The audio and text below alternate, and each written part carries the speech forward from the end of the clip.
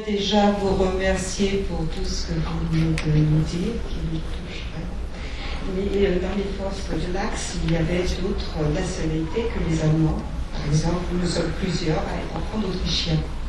Est-ce que vous pensez qu'un jour, il peut y avoir un espoir de ce côté-là et une meilleure ouverture de possibilités de recherche au niveau des archives en Autriche? Parce que là, c'est difficile. Vous me permettez que c'est très difficile de parler pour mes collègues autrichiens et c'est un peu délicat. Mais tout ce que je peux dire, c'est encore, je pense que ce processus qui a commencé, qui pour vous déjà, qui dure votre vie, mais pour le grand public n'est pas encore, je veux dire, un processus qui dure depuis longtemps. Ça a justement commencé, je veux dire, quand on pense dans des grandes lignes. Alors, j'en suis sûr que, aussi avec l'Autriche, comme avec d'autres pays, il y aura un chemin à trouver.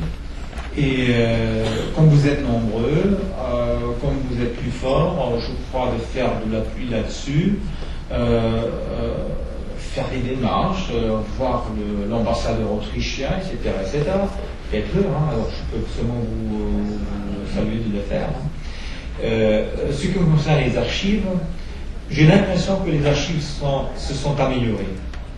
Quand je vois mes dossiers à l'ambassade, je vois les dossiers où on a essayé de chercher des informations des archives françaises. Il y a 20 ans, c'était presque impossible.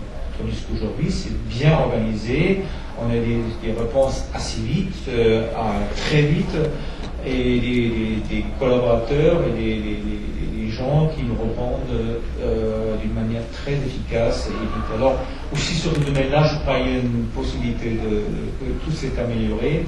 Et je crois aussi la digitalisation, on dit ça en français, la digitalisation des données, numérisation, les bases données, ça va s'améliorer aussi parce que là, on peut avoir la recherche soi-même sur Internet, etc. Alors, il y aura des améliorations dans ce domaine-là.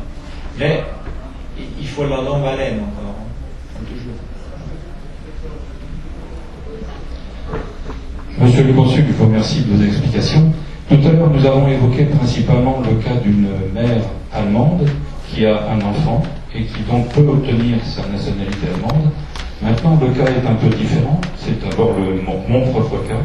Je suis né de mère française sur le sol allemand pendant la guerre, en 1945, un petit peu avant la fin de la guerre. Et j'ai obtenu mon acte de naissance officiel, qui est un beau document, manuscrit, et j'ai également le même, mais informatisé. Est-ce qu'avec ce type de document, où il est précisé que mon père est non mentionné, cela veut dire qu'à l'époque, Heinrich Himmler interdisait aux officiers qui avaient des relations avec des prisonnières de mettre leur nom sur un acte de naissance. Donc je ne suis pas de père inconnu, je ne suis donc pas non plus d'un père français, et je suis un enfant d'un Allemand. Est-ce que dans ces conditions, en ayant ce premier document, je peux obtenir une reconnaissance de l'État allemand? Merci. C'est une question où je vous promets de donner une réponse, mais pas devant le public ici, parce que légalement c'est difficile à dire. Parce que à la limite, ce qu'il faut, c'est justifier de manière crédible votre ascendance de paternité allemande. Là, il n'y a pas de différence si votre mère a vécu en Allemagne ou elle a vécu en France. Vous voyez, il n'y a pas de différence dans ce cas-là. Ce qui est important, il faut la preuve que votre père est un père allemand. Comment la preuve est faite et comment les documents que vous présentez sont pris en charge par le Bundesverwaltungsamt, ça c'est une autre question.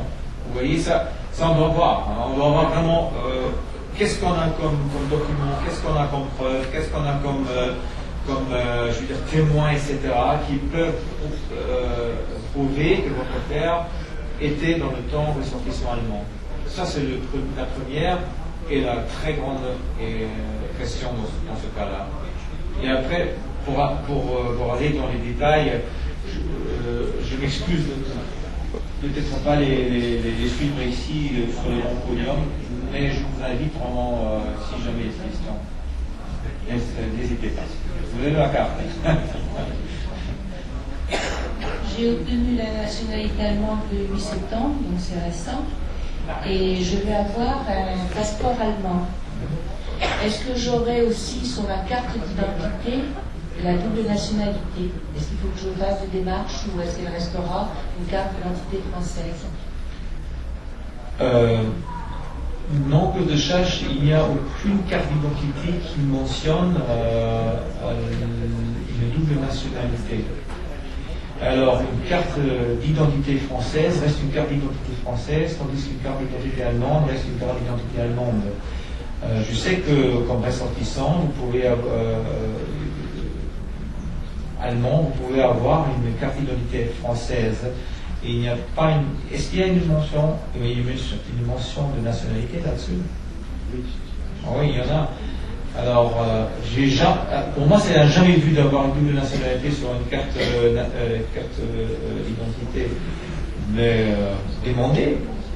Vous voyez ce qu'ils vont faire. Peut-être on va faire comme ça, hein. Tirer et allemand, français. Oui, mais je serais intéressé du. Je suis désolé, là on est obligé de clore. Et d'un frère, d'une sœur d'origine allemande, qui se prénomme Ulrich Madeleine Ficker. Elle est née à Selnitz, en Allemagne, le 12 août 1945. Selnitz est une petite ville située exactement sur la frontière de la République tchèque, à environ 40 km de Dresde. Sa mère, Elfriede, avait alors 18 ans lorsqu'elle a rencontré son père, Charles Lamiche, âgé de 25 ans, un prisonnier de guerre français en captivité dans sa ville. C'était pendant l'été de 1944, et sa mère, venait juste de rentrer chez elle après 2 ans d'absence.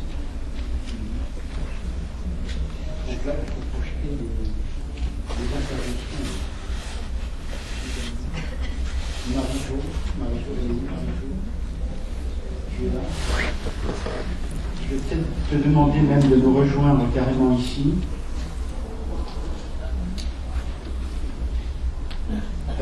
Marie-Jo parle couramment anglais et je dois dire que pendant cette période de recherche et de retrouvailles, elle est adhérente de l'association. Elle n'est pas une enfant de la guerre, mais elle nous a apporté un soutien considérable et elle a servi de lien permanent entre Uli, Daniel et l'association.